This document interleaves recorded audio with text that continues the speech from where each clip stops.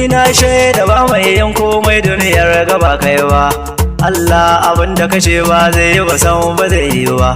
Duk kulle da za a yi ni na san ba zai yi ba. Don tun yi ina ciki kai ni kai ka kula ni ba su ba. An kasa an ka haifan jariri ban zo da wando ba. Yau duniya komai na bida Allah kana yi min. Allah ka manta ka kara mai gata. Ya kara gwamna ya je sanata kebe shi ya muke fata.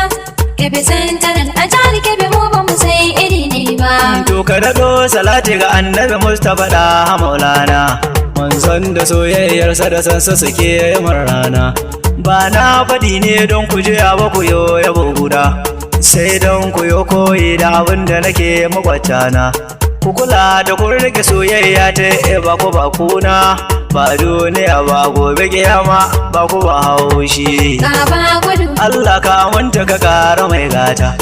Ya kara gwamna ya je sanata kebe shi ya muke fata.